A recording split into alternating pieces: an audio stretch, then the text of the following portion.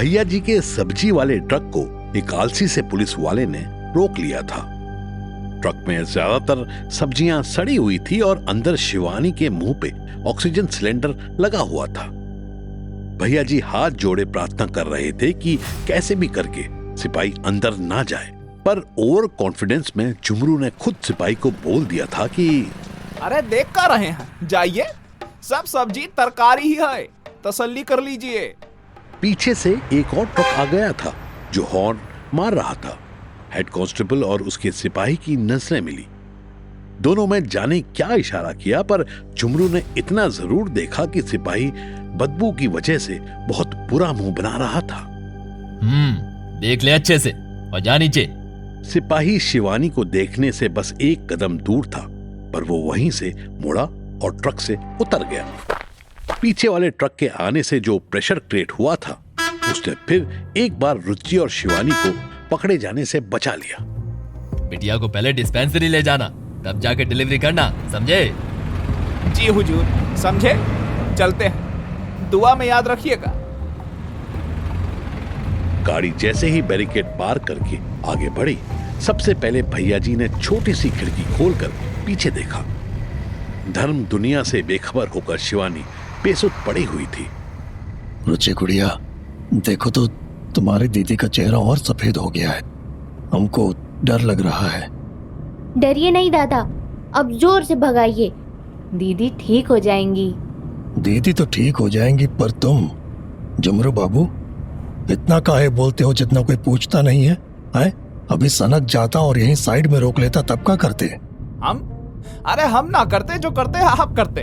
हमें तो इस गुड़िया ने इशारा किया कि और टाइम लगाओ और टाइम पास करो, तो करने लग गए। भैया जी रुचि की तरफ देखने लगे। तुम ठीक हो? पेट में कैसा मरोड़ हो रहा था? रुचि मुस्कुरा दी। नहीं भैया जी, हम ठीक हैं। पुलिस वाले लोग को पैनिक करने के लिए किए थे। मतलब एक्टिंग कर रही थी? जब आदमी का दिमाग एक काम करते समय तीन तरफ उलझने लगे तो वो तुरंत काम छोड़ देता है और या तो कुछ समय आराम करता है या फिर दूसरा काम पकड़ लेता है। हम वही कर रहे थे। रुचि ऐसे बोली कि झुमरू को भी बात में इंटरेस्ट आने लगा। ये तो हमारे भी समझ में नहीं आया गुड़िया, जरा तरीके से समझाओ। तरीके से हम आपको तीसरी बार समझा रहे हैं कि हमारा नाम गुड़िया नहीं रुचि है। कृपया करके हमें रुचि ही बुलाएं। और 3 पॉइंट कंफ्यूजन का उदाहरण हम अभी आपको दिखाए, ध्यान से सुनिए, बता भी देते हैं। वहाँ बैठा पुलिस वाला रेगुलर ट्रक चेक करता है, ठीक? झुमरू ने हाँ में सर हिलाया। इस काम में उसको कोई टेंशन नहीं लेना पड़ता।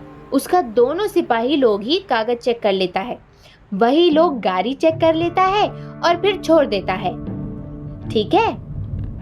अब की भैया जी ने भी हाँ में सर हिलाया। अब देखिए, हम नहीं चाहते थे कि वो हमारी गाड़ी चेक करे, तो हमने उसके मन में पहली बात ये डाल दी कि हमारे पेट में दर्द है। उसको चिंता हुआ ना, तो उसने खुद से पूछा। अगर आप खुद से बताते कि हमें जल्दी जाने दो, तो उसको शक होता। इसीलिए हम एक्टिंग करने से पहले आप दोनों को नहीं बताए। भला हो झुमरू भैया समझ गए। झुमरू के चेहरे पर प्राउड स्माइल आई। अब ये उस पुलिस वाले के दिमाग में पहला कंफ्यूजन आया कि अगर चेकिंग में देर करेंगे तो बेचारा लड़की दर्द से कराहता रहेगा। फिर जब ट्रक खुला तो उसको बदबू लगी। सड़ी हुई सब्जी का बदबू ने उसके मन में दूसरी शंका भर दी। डाउट आ गया कि अरे पूरा ट्रक चेक करना पड़ेगा, पर ये बहुत बुरा महक रहा है। तीसरा डाउट बना वो दूसरा ट्रक जो हमारे वाले के पीछे आया। उसने भी प्रेशर बना दिया ना पुलिस पे कि जल्दी करो, दूसरा लाइन में है। बस उसके सिपाही ने सरसरी तौर पर निगाह मार के छोड़ दिया। भैया जी ने स्टीयरिंग छोड़कर ताली बजाई। वाह वाह गुड़िया, हमारा मतलब रुचि, तुम तो बहुत होशियार हो। कहाँ सीखी है सब? अपने लिए तालियां बजती सुन रुचि के चेहरे पर बड़ी सी स्माइल आ गई। पर जैसे ही भैया जी ने ये पूछा कि कहां सीखी सब, वो स्माइल किसी फ्यूज बल्ब की तरह बुझ गई। रुचि सोचने लगी। अपना स्कूल टाइम उसके मन में फ्लैशबैक की तरह आने लगा। उसके चाचा के एक दोस्त थे जो उसे पढ़ाने आते थे। एक उन्हीं के घर आने से रुचि को खुशी मिलती थी। रुचि को अपनी ही आवाज अपने कानों में गूंजती हुई सुनाई देने लगी। चाचा बताइए ना, फिर क्या हुआ? उसके चाचा रोज कोई ना कोई कहानी सुनाते थे और उस कहानी में ही कुछ ना कुछ ऐसा होता था जो रुचि को कंफ्यूज कर देता था। उस लड़के ने जैसे ही अपने बाल ठीक करने शुरू किए, लड़की समझ गई ये मुझे पसंद करने लगा है। पर बाल संवारने का पसंद करने से क्या वास्ता? हमारे शरीर की एक जरा सी जुम्बिश भी जुम्बिश समझती हो, मूवमेंट भी नहीं समझती। अच्छा, हरकत तो समझती हो ना? छोटी सी छोटी हरकत भी बहुत बड़ी बड़ी बात कहती है। बिना कुछ कहे भी लोग सिर्फ शरीर को हिला डुलाकर 100 बातें बता देते हैं। अरे वाह, हमें भी ये सीखना है, आप बताइए ना। कितनी उतावली हो पढ़ने को लेकर। अरे सिखाएंगे तुम्हें, बिल्कुल सिखाएंगे। 10वीं कर लो, उसके बाद सब सिखाएंगे। रुचि अभी और जिद करना चाहती थी कि उसके सगे चाचा के बड़े लड़के ने उसे कमरे की खिड़की से घूरा। रुचि की स्माइल गायब आ गई। लड़के ने आंखों में गुस्से के साथ उसे बाहर आने को कहा। रुचि मना कर देना चाहती थी पर वो डर गई। चाचा अभी आते हैं, पानी पी के आते हैं। रुचि के पैर कांप रहे थे, पर अगर वो बड़े लड़के की बात नहीं मानती तो वो छोटे के साथ मिलकर उसे बहुत मारता। मार के डर से वो धीरे से बाहर आई ही थी कि लड़के ने उसके पेट पर एक घूंसा मारा। नहीं, मत मारो हमें।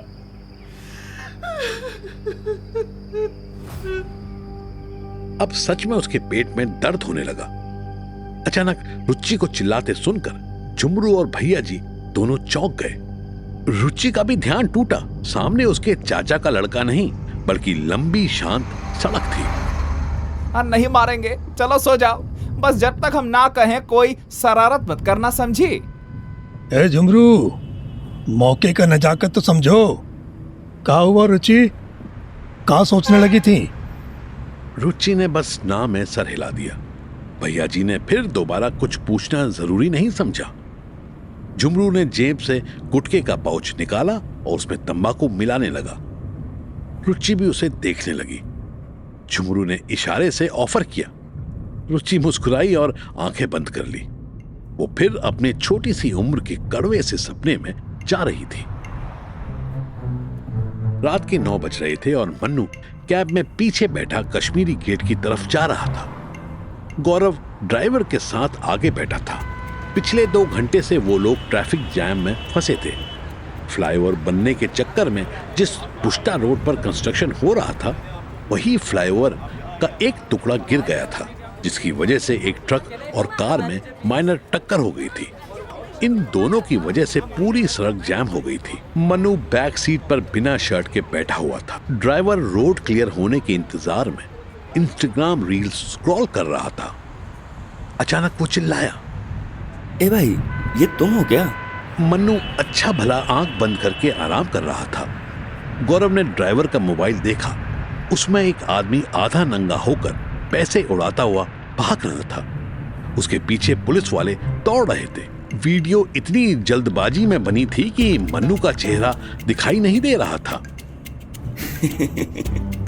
क्या भगाया है मामुओं को, वाह। भागने की बात सुनकर मन्नू की भी नींद खुली। उसने ड्राइवर के हाथ से फोन छीना और वीडियो देखी। फिर गौरव की तरफ देखा। ये आप ही हो ना? मन्नू ने कोई जवाब नहीं दिया। वही मैं सोचूं कि अच्छा भला आदमी शर्ट पहन कर क्यों नहीं आया। सही है बॉस, अच्छा किया। गौरव सफाई देने लगा।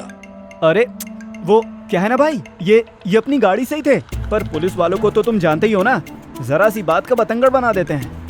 हाँ हाँ, सब साले मादर फ्रॉड होते हैं। तुम टेंशन मत लो भाई, मैं किसी को नहीं बता रहा, बस थोड़ा समझ लेना, ठीक है? मतलब क्या समझ लेना? 150 रुपए बोले थे ना कश्मीरी गेट के, चलो 200 ले लेना। क्या भाई, 2 घंटे से तो जाम में फंसे हैं। अरे भाई तो पुल हमने गिराया है क्या? तो क्या मैंने गिराया है? नहीं, तू चाहता क्या ये बता। ड्राइवर ने पूरा पंजा खोलकर दिखाया और सामने देखने लगा। मोबाइल उसने अपनी जेब में डाल लिया। अबे 500 रुपए किस बात के? 150 से सीधे 500? पैक लगा के आया क्या इधर? पेड़ तो उधर लगा है भाई, मोरी गेट पुलिस स्टेशन पर, बहुत मस्त पेड़ है, बोलो तो दिखाऊं? मन्नू ने अपने दांत भींचे। एक चूतिया सा ड्राइवर उसको ब्लैकमेल कर रहा था। गौरव फिर बहस करने वाला था। गौरव बस। गौरव चुप हो गया। ड्राइवर मुस्कुरा दिया। धीरे धीरे ट्रैफिक खिसकने लगा। मन्नू ने फिर आंखें बंद कर ली। कुछ देर बाद गौरव ड्राइवर के कान के पास गया। अबे तुझे पता है कि पुलिस वाले अपने भाई को क्यों पकड़ना चाहते हैं? होगा कुछ, जेब वेब काटी होगी, मोबाइल खींचा होगा, और क्या? अबे नहीं, मर्डर केस लगा है भाई पे। एक लड़के का घंटा ही काट दिया भाई ने, और वो भोसड़ी का ओवर ब्लीडिंग से मर गया। गौरव ने पूरा ड्रामा करते हुए ना में गर्दन हिलाई और मुस्कुरा के बोला। ड्राइवर के चेहरे का रंग बदला। उसने भरपूर कोशिश की कि वो डरा हुआ ना लगे, पर फिर भी गौरव को उसके चेहरे से पता चल रहा था कि इसकी फट गई थी। आगे और थिएट्रिकल इफेक्ट के लिए गौरव ने अपना बैग खोला। उसमें ऊपर ही ऊपर मनु का चाकू पड़ा हुआ था।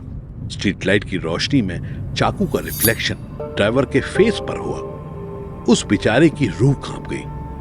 ट्रैफिक खुल गया। अब बस 10 मिनट का रास्ता रह गया था।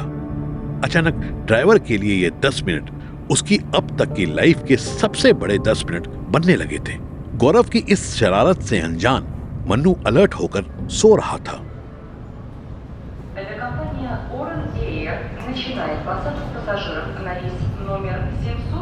उधर मीरा की आंखों में नींद भरी हुई थी, पर उसके पास 1 सेकंड भी सोने का टाइम नहीं था। उसको किसी ने सजेस्ट किया था कि अगर गोरखपुर की फ्लाइट नहीं मिल रही थी तो वो बनारस की फ्लाइट पकड़कर वहां से बाय बस गोरखपुर जा सकती थी। मनु ने उसे अब तक फोन नहीं किया था।